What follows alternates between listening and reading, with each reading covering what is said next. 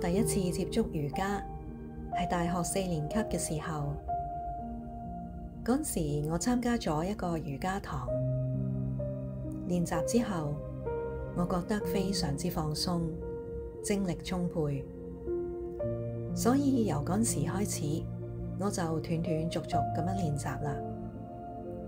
最初嘅時候，我當佢係一個身體嘅鍛煉，可以保持身體嘅靈活度，同時亦都幫助我喺緩步跑之後可以伸展下身體。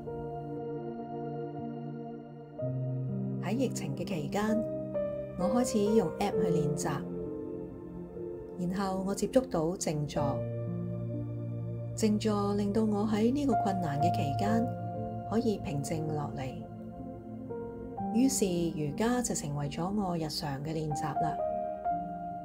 佢令到我可以保持身體健康，減輕我嘅擔憂。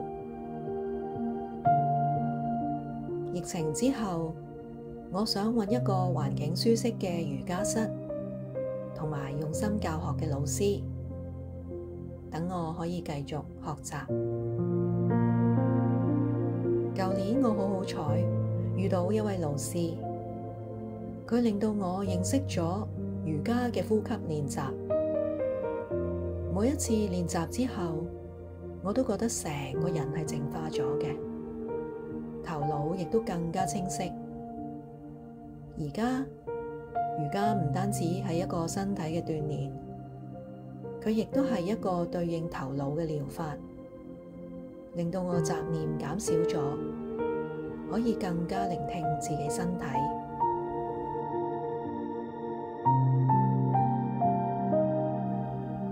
我亦都喺我做老師嘅中學嗰度，同學生一齊做呢啲呼吸練習，幫助佢哋放鬆。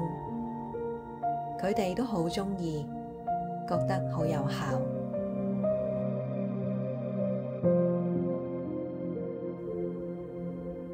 瑜伽已經成為咗我生活裏面不可或缺嘅一部分啦。